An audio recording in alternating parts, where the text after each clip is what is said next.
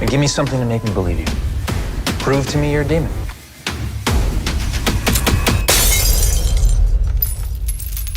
It's probably just a coincidence. It can go away. It can go away. Yes? No. Finally, something in the movie theaters that gives us a reason to go. Nefarious is all that.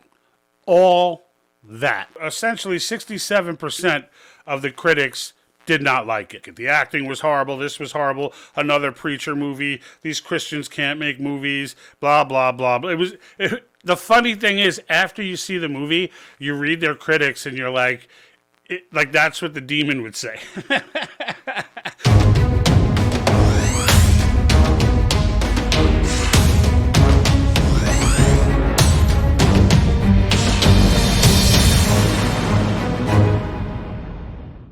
All right, folks, so I went to the movies this weekend with my daughter. We had a great, great time. Went to go see the movie Nefarious because I had heard a lot about it. And, I had mixed expectations going in. The trailer looked pretty wild. So I was like, oh, this could be fun. At the same time, I'm like, well, even though I like Christian movies and I have nothing against them, I wasn't sure how they would go with this. I wasn't sure what direction they were going to go with this. I did not read the book. It is based on a book by Steve Deese, which is, I hope I pronounced his last name right, which I understand to be a phenomenal book. I heard him read a portion of the book on his radio broadcast on Blaze Radio, and it kind of bugged me out. It was kind of very deeply thought through and very deep.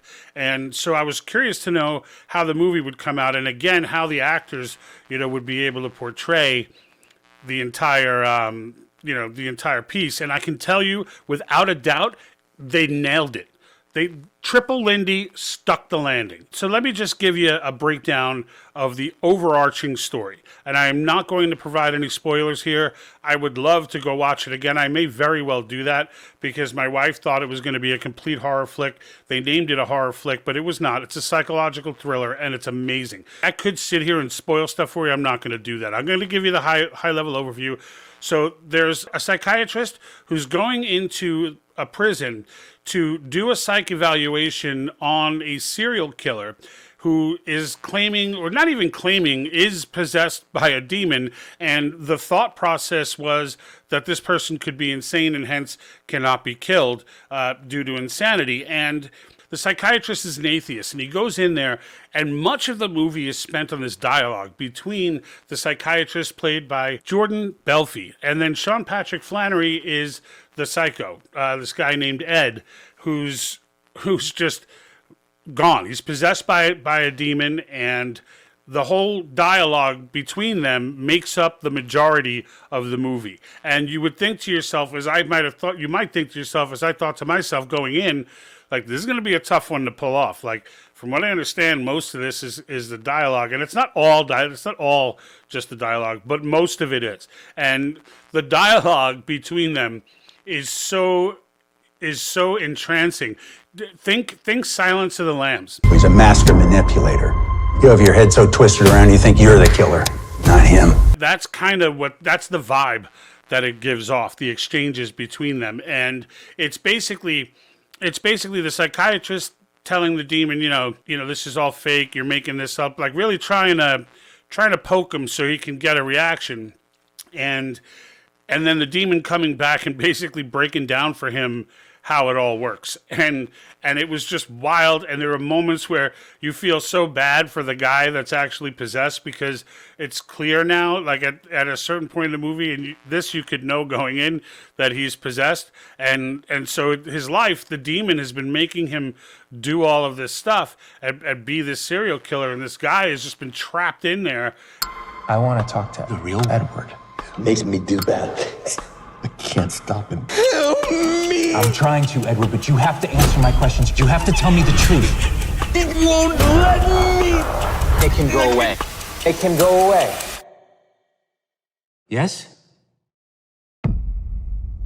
No. And the demon just tortures him throughout the movie. Everything that he does in this guy's life is to torture this guy. And like, you end up feeling all kinds of mixed emotions and crazy stuff. And you walk out with this feeling of like, whoa. They do touch on the devil's perspective on what goes on today. There is a scene that does that. They touch on some issues, so get ready for it. There is some of that in here, but the work was so artfully done. The work was so well acted and so well put forth. I had my 16-year-old daughter with me, and she walked out like, whoa. The whole theater walked out like, whoa. Some people didn't even get up. They just sat there.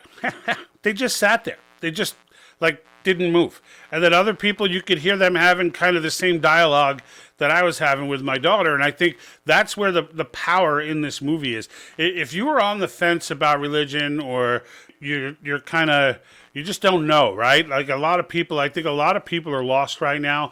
I think there's a very bad message coming from society, coming from media, coming from Hollywood. Look, I was happy to just be in the theater watching a movie that I enjoyed, that had no like weird, awkward, not related to the story, woke moment to just throw red meat to the Hollywood wolves. Like, they didn't do any of that.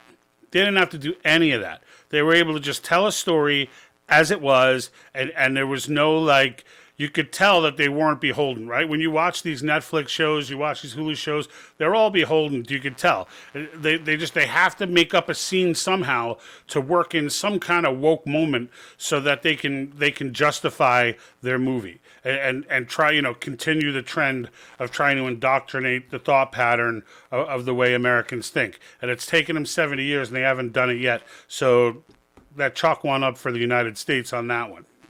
But folks, this movie was amazing. I want to show you. Here we go. We've got.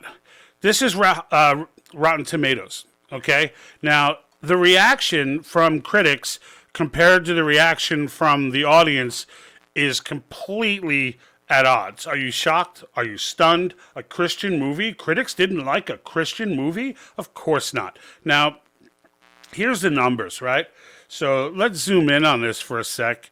And get a better idea for what we're dealing with. So 33%, all right? So 33% of the reviewers that were critics, now there were 9 of them, gave it 3.5 stars or more. So essentially 67% of the critics did not like it. And I can tell you, they didn't give them 3.4 stars. They did not like it. The acting was horrible. This was horrible. Another preacher movie. These Christians can't make movies. Blah, blah, blah. The funny thing is, after you see the movie, you read their critics and you're like, that's what the demon would say. Even if you're not, overly religious or even religious at all, if you're not like an angry atheist, then you absolutely would laugh at that notion if you had seen the movie. And then you look over here at, this is the regular audience. Now they're verified. There are more than 250 here, all right, who are verified. So that means Rotten Tomatoes knows, they have validation that this person bought a ticket to this movie and went to see it. And just in that, 97% gave it more than 3 stars. And really, what they did is gave it. Now the critics, they gave a 4 point. You can't really see it here. Here we go. Let me move this way. 4.1 out of 10, and then you've got 4.8. I'm sorry, 4.1 out of 10, and then you got 4.8 out of 5 from the actual, and that's including audience. So that's all audience and verified audience. So the verified audience is 250 plus, all audience over 1,000 people. All right. So these are all people who left a critique on the movie and didn't necessarily know, like, they don't have a way to necessarily validate that they did it. But I could tell you, I left a review on here, and I never, ever, you know how many times I've left a review on a movie online?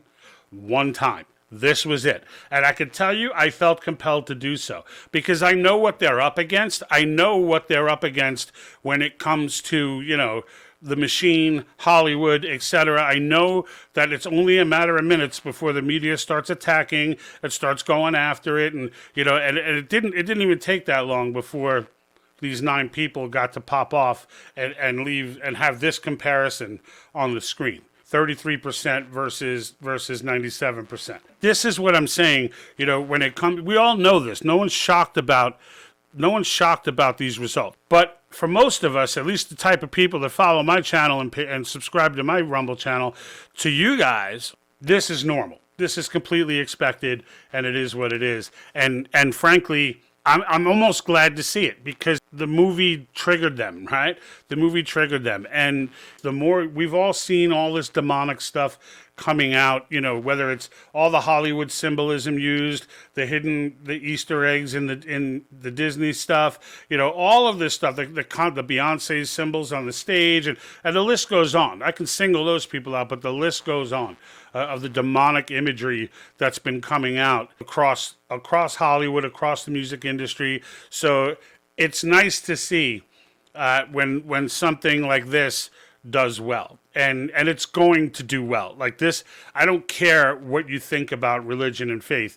This is a moment in movies where a great movie just came out and should be watched. Should be watched. And again, if you're not a person of faith and but you're on the fence, this is an incredibly great movie to watch. And if you're not a person of faith and you hate faith, it's still a good movie to watch, because when you walk out of the movie, what it does is it sparks conversation. People sat in this theater, watched this go down, and I guarantee you that they were feeling what I felt, what my daughter felt, what everybody was feeling when they watched it. You can't help but question your own morality and kind of try to give yourself an idea of where you stand, based on what's being said. And like when you hear this demon speaking about how history went down, and they always refer to Jesus as the carpenter, the demon, like they keep calling him the carpenter. And it's phenomenal how they, the slang and stuff that they use, the lingo that the demon uses is very intriguing as well. Folks, I can tell you they stuck the landing on this one. I absolutely 100% recommend this movie to anyone, especially if you have tweens to teens. Oh, gotta take them. Gotta take them.